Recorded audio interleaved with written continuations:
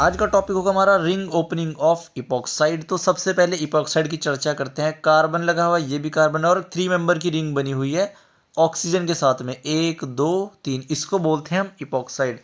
जब हम इसकी एसिड के साथ रिएक्शन करते हैं, एसिड H पॉजिटिव मतलब एसिड, और MeOH क्या है, न्यूक्लियोफाइल, तो OMe जो है मोर सब्स्टिट्यूटेड साइड पर देखने के लिए मिलता है। और जब हम इसकी बेसिक मीडियम में NaOMe, यहाँ पे OMe माइनस और MeOH, तो OMe जो है हमको लेस सब्स्टिट्यूटेड साइड पर देखने के लिए मिलता है। यानी दोनों कंडीशन में अलग अलग प्रोडक्ट देखने के लिए मिलता है। तो और डिटेल में पढ़ते हैं कि एसिडिक मीडियम में ओपन कैसे करेंगे और बेसिक मीडियम में इपॉक्साइड को कैसे ओपन करेंगे। तो पहला है एसिडिक मीडियम में इपॉक्साइड बनी हुई है और एसिड से हमको क्या मिलता है, H पॉजिटिव।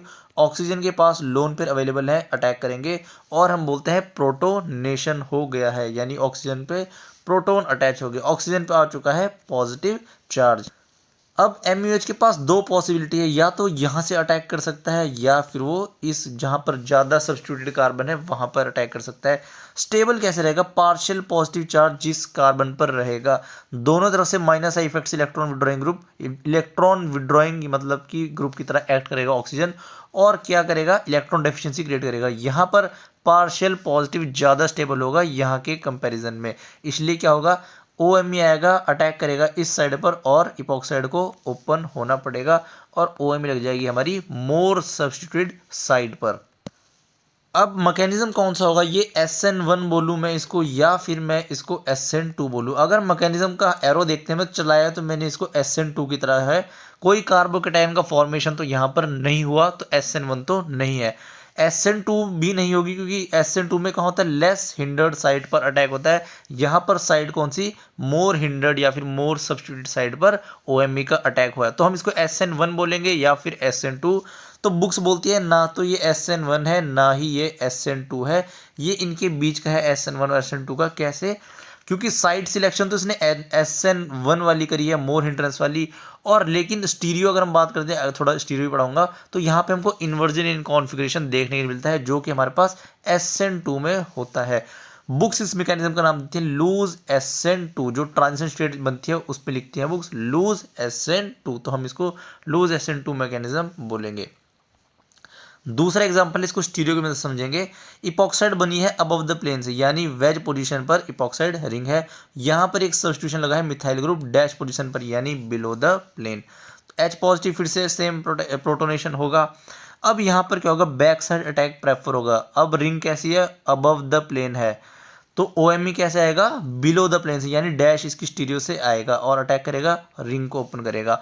OMe हमारा डैश पर आ गया और हमारा फिर मिथाइल कहाँ जाएगा, इसको अपनी स्टीरियो चेंज करके अबव द प्लेन जाना पड़ेगा।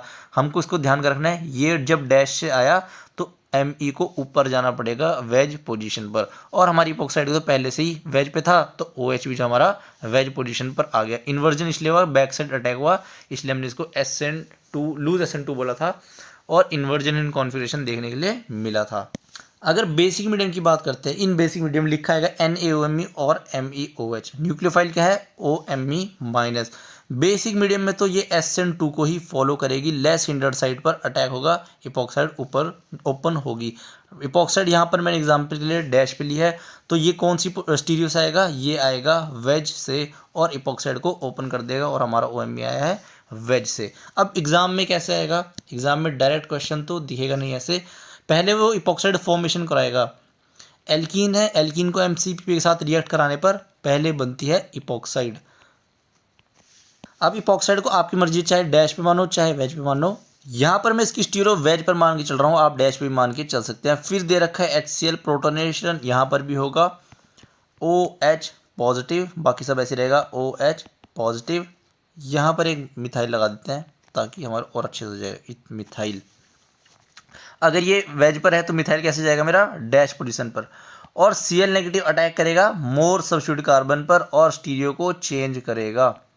Cl कहाँ से आएगा, बिलो द प्लेन से, मिथाइल चला जाएगा अबव द प्लेन और यहाँ बन जाएगा OH। तो OH और Cl की यानी न्यूक्लियोफाइल की ज्योमेट्री कैसे होगी, ट्रांस होगी एक दूसरे की, एक वेज पर होगा एक होगा डैश पर। अब यहाँ पर दूसरा एग्जांपल देखते हैं, इपॉक्साइड बना रखी है PHS- Na पॉजिटिव, यहाँ पर कोई उसने बोला नहीं है, मतलब प्रोटोनेशन के लिए H पॉजिटिव का सोर्स नहीं दिया तो हम SN2 मैकेनिज्म को फॉलो कराएंगे, लेस सब्स्टिट्यूट कार्बन पर फॉलो कराएंगे और रिंग को ओपन कर देंगे। यहाँ पर Me पहले भी वेज पर था, अभी भी यहाँ पर OH और SPH आ जाएगा हमारा वेज पर। दूसरा एग्जाम्पल ग्रीनार्ड रिएजेंट के साथ, ये भी कैसे करेगा, SN2 मैकेनिज्म से अटैक करेगा और H2 का क्या काम है, वर्कअप कराने का काम है। यहाँ आ जाएगा Me, यहाँ आ जाएगा O- और यहाँ लग जाएगा CH3। जो H2 गिवन है इसका बस वर्कअप का काम है ताकि हम इस ऑक्सीजन को न्यूट्रलाइज करा के OH में कन्वर्ट कर सकें। ये आपके लिए होमवर्क रहेगा। सेम ही अटैक करेगा और फिर वर्कअप वाली कंडीशन लगा देंगे। काफ़ी अच्छा टॉपिक था और एग्ज़ाम में पूछ भी रखा है, तो जेई के पॉइंट ऑफ व्यू से काफ़ी इंपॉर्टेंट जाता है। ऐसे ही और वीडियोस के साथ मिलते हैं नेक्स्ट लेक्चर में।